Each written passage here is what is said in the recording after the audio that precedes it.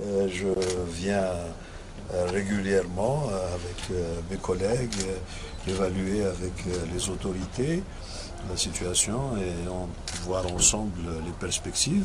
Vous savez, l'Union africaine est à Madagascar depuis fort longtemps. L'Union africaine est importante pour Madagascar tout autant que Madagascar est important pour l'Union africaine et l'Afrique d'une manière générale. Vous avez une expérience démocratique très importante et très intéressante. Et comme nous sommes en droite ligne en route vers cette élection présidentielle pluraliste, démocratique, il est tout à fait normal que cet accompagnement se matérialise par des contacts fréquents au plus haut niveau avec les autorités chargées de la préparation, de la réunion de toutes les conditions de succès de cette échéance présidentielle. Son Excellence le Premier ministre, chef du gouvernement, est un acteur clé à cet égard et je me réjouis de ce qu'il est partagé avec nous, son analyse de la situation et aussi, je dois dire, son optimisme quant à la réunion des conditions de succès, optimisme que nous partageons. Effectivement, le processus du point de vue technique avance, du point de vue politique c'est moins évident, il y a des candidats même qui veulent le report du calendrier, il y a ceux qui veulent carrément l'annulation du processus électoral. Vous en tant qu'accompagnateur, quel est votre point de vue? Vous savez, dans tous les pays africains, la vie politique est riche en commentaires, en expressions d'attitudes, de postures différentes. Mais fondamentalement, le processus est encadré par la loi.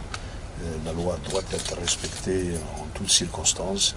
Et nous avons bon espoir qu'en janvier prochain, nous célébrerons tous l'investiture d'un président de la République démocratiquement élu par le peuple. Donc vous êtes pour le maintien du calendrier tel qu'il a été prévu par le gouvernement? L'Union africaine est tout à fait engagée envers la loi et le processus démocratique de Madagascar.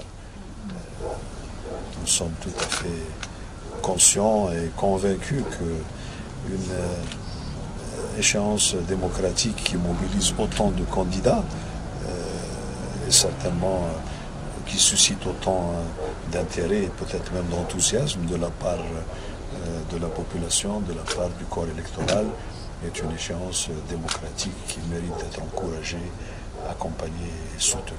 Y aura-t-il une démarche justement pour convaincre les candidats sceptiques de s'engager pour éviter justement une crise électorale? Je crois que la vie politique à Madagascar n'est pas liée à ce que l'Union africaine fait ou ne fait pas. Nous avons œuvré à accompagner, à faciliter la sortie de crise. Dieu merci, nous sommes aujourd'hui ici. Rappelez-vous, avril, mai dernier, la situation n'était pas évidente. Vous voyez le chemin qui a été parcouru par les Malgaches eux-mêmes.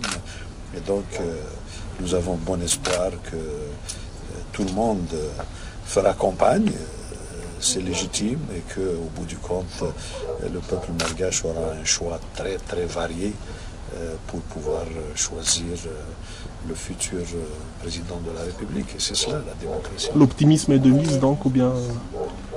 L'optimisme est de rigueur. Merci.